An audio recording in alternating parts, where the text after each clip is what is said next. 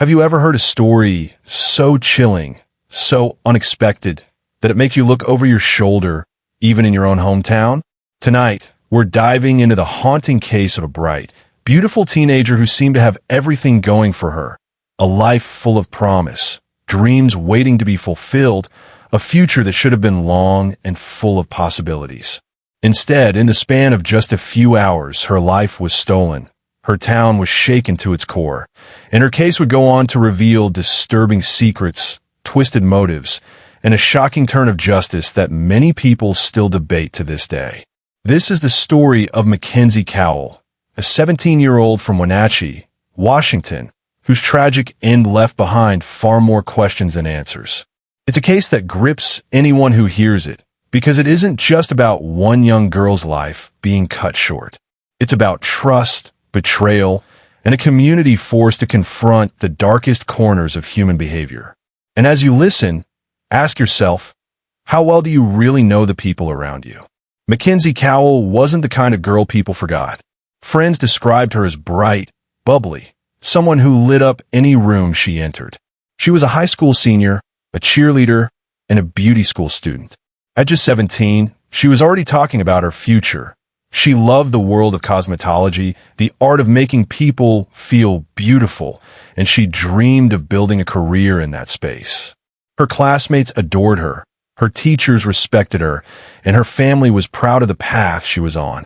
She was the kind of girl who could chat with anyone, who seemed to effortlessly win people over with her kindness and energy.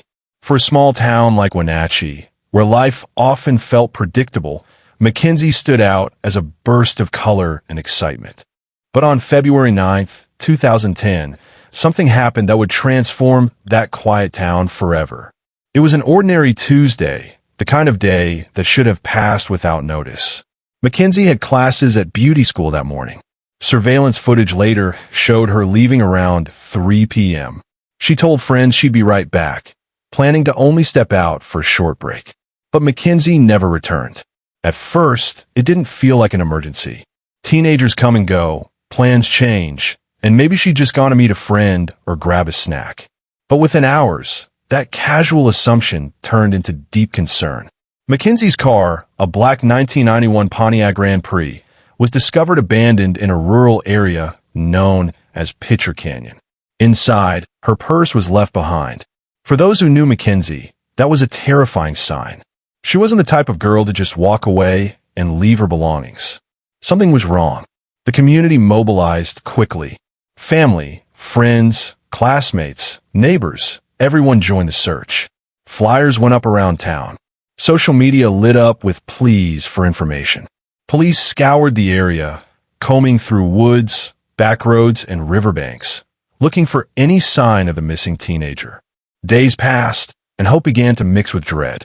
And then, 4 days later, the worst possible news came. On February 13th, Mackenzie Cowell's body was discovered along the Columbia River at a place called Crescent Bar. She had been brutally murdered. The exact details were devastating.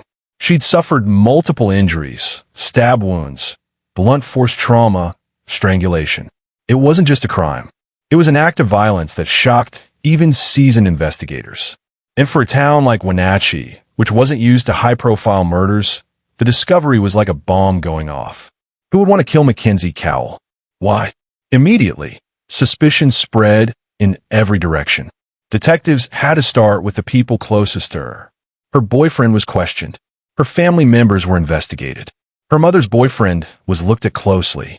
Every friend, every classmate, every recent contact became a potential lead. Police learned that Mackenzie had been texting friends before she disappeared, making normal, everyday plans. Nothing seemed out of the ordinary until it was. The investigation dragged on. Rumors swirled around Wenatchee. Some whispered that drug dealers might have been involved. Others speculated about jealous exes, secret relationships, or conflicts no one had known about. The town, usually peaceful, found itself consumed with gossip and fear. Everyone wanted answers, but the truth felt just out of reach. And then, the case took a sharp turn. Investigators discovered a key piece of evidence, duct tape near Mackenzie's body. On it, they found DNA, And that DNA didn't belong to a stranger.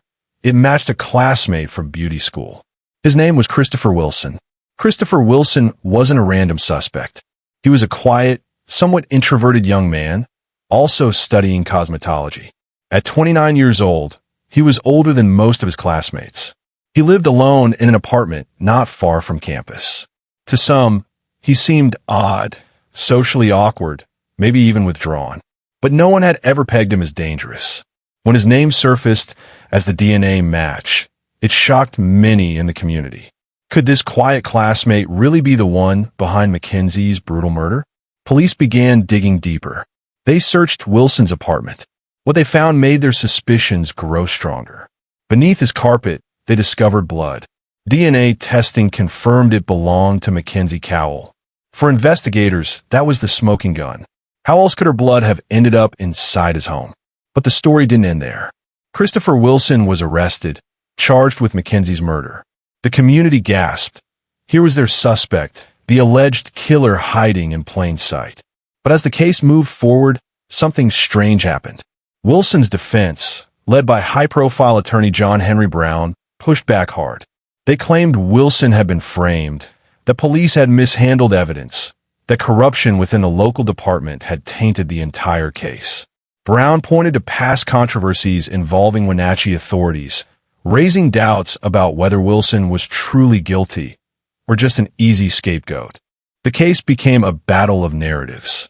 On one side, the prosecution argued the DNA evidence was undeniable. Mackenzie's blood was in Wilson's apartment. His DNA was on the duct tape. The odds of coincidence were nearly zero.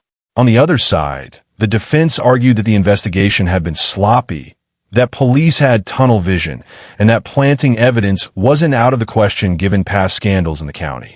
Suddenly, the case wasn't just about a murder. It was about trust in law enforcement, about whether justice could be trusted in a town with a complicated history.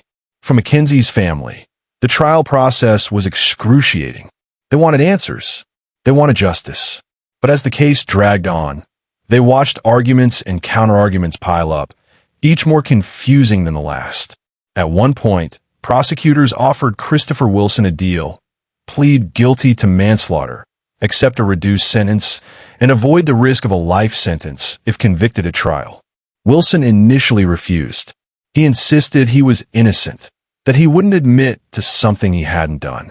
But eventually, the weight of the evidence and the pressure of a looming trial pushed him toward a decision. He accepted a plea deal.